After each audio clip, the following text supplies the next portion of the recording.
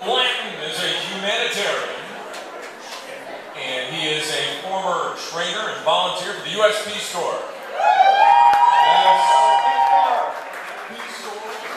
In 2006, he co-founded Ready, Willing, and Able. That's an international nonprofit that's focused on educational programs for children with disabilities in developing countries.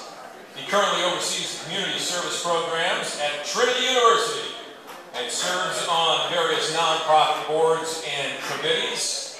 Also in 2011, he established Bridge Building Enterprises in order to help nonprofits recruit volunteers and for volunteers to discover their passions. Please welcome the humanitarian Edwin Blanton!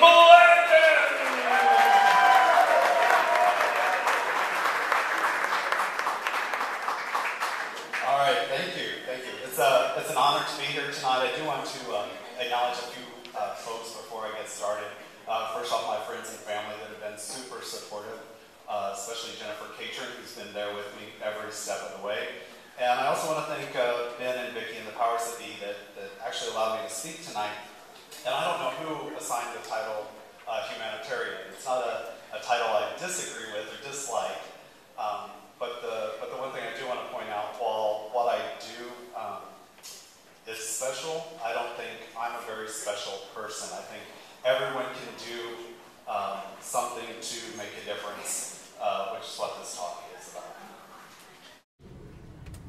So often in my work I'm asked how to go about changing the world, and when most people think of changing the world, they think of starting a large social justice movement, kind of like Gandhi. Or they might think about being a missionary and helping all the poor children in a foreign, hot, fly-infested land. But in fact, you can change the world. You can change the world all in your stomach.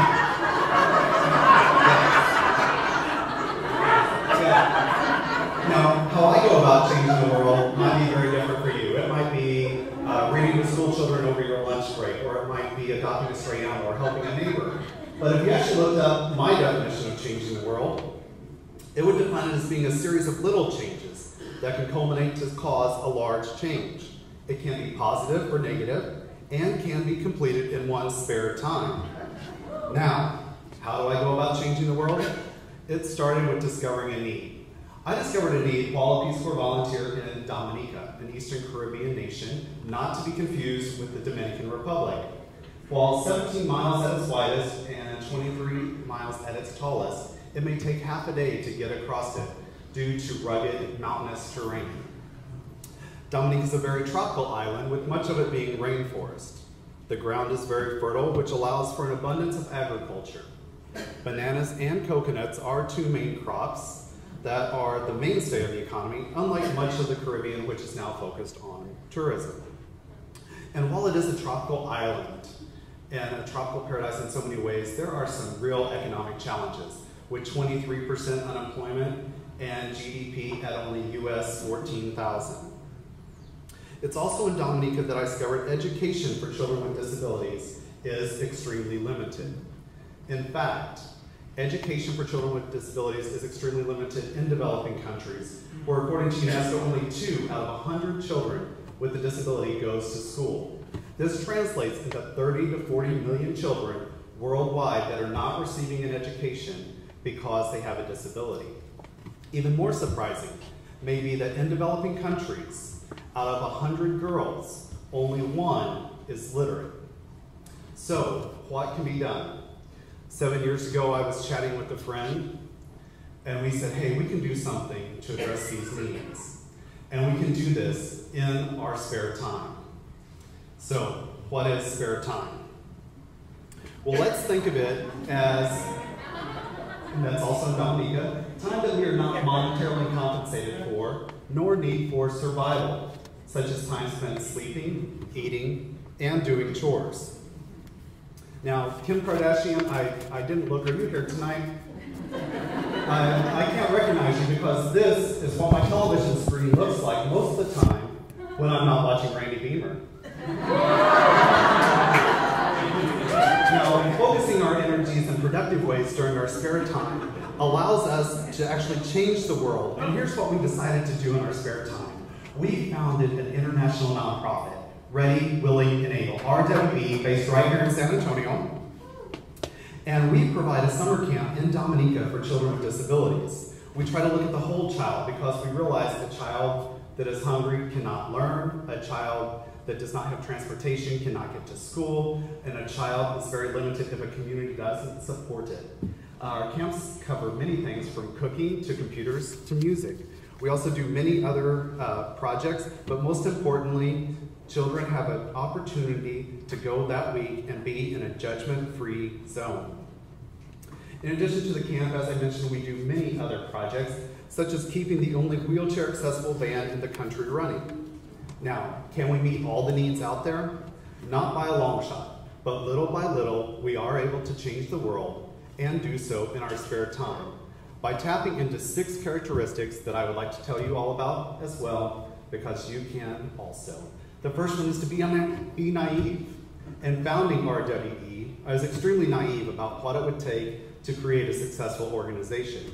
Being naive allowed me to think we could do the impossible and nothing could stop us. If we had not been this way, we may not have even gotten started, but joined the ranks of naysayers, which leads me to my next characteristic. It's important to not only be positive, but to surround yourself with positive-minded people. Negativity breeds negativity, which is why it's best to stay clear of negative people. They can only bring you down and discourage your dreams of changing the world. Now, the third characteristic is to be patient. Your changes to the world may not happen immediately. In fact, they may not happen in your lifetime. It may take a long time for change to come along, but every drop counts, which is why we've got to be patient. Now, characteristic number 4. This is about thinking outside the box. I like to combine many hobbies with my changing the world. I'm a runner, so when I run, I wear a jersey with the RWE logo on it and spread awareness at the same time. I know this room is full of creative people, so changing the world while being creative may look very different for you. Characteristic number 5. My stubbornness has caused me to not give up and listen to the naysayers. People too weak to follow their own dreams will always find a way to discourage yours. I was too stubborn to listen to them and also didn't see much of them because I had also followed characteristic number 2. Now, number 6, be able to sell fleas to a dog. You can persuade positive people to be around you, persuade people to volunteer, persuade people to donate and give back to your cause. Again, this might look very different for you. All right, let's do a quick review of those 6 characteristics. Be naive enough to start, be positive, be patient, be creative, be stubborn as a mule, be able to sell fleas to a dog, and you can do amazing things and change the world in your spare time. Thank you.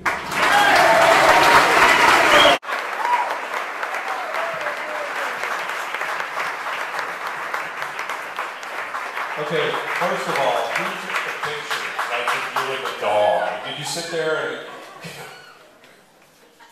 Well, it's just proof that I can sell fleas to a dog. So. Did you take those pictures, or do you have... you took those pictures, so you like hit the button and then said, Marvin, look at the camera. Right, yes. Rover, stand still. That's awesome. Okay, so how did you get into, first of all, the Peace Corps? Really, it goes back all the way until 3rd grade when I first heard Ed and was inspired by it. And yeah, when I got an adult, I was like, I'll do that. Had you gone to college and things like that? Some of these people might think, no, I'm doing it right now. I actually signed up for the Peace Corps myself, out of college, and got the ticket, got my fingerprinted done. This was back then, and then there was a woman. And then, seriously, just don't tell my kids, and I just couldn't be positive anymore. So, what do you tell them? I didn't want to teach English in Thailand, which was all I was prepared to do. What do you tell people to do? Should they get a real degree before that? Or? Yes, definitely get a college degree and then go out into the Peace Corps. And how can they help you right now? So, well, we're always looking for volunteers. We have different fundraisers throughout the year to support that program, and we're looking for board members. So look us up on Facebook at rwenable.org or on Facebook. Nice thinking. But one last question. Okay, so how did you get to Dominica, and was it for the pod? No, actually wasn't. Thank you. That was for no. I mean, how did you stumble on Dominica? I was actually assigned there by the Peace Corps. I really didn't know how to pronounce it. I think I pronounced it Dominica when I first landed, but yeah, Dominica, not the Dominican Republic. Okay, give him a hand. Edwin Blanton.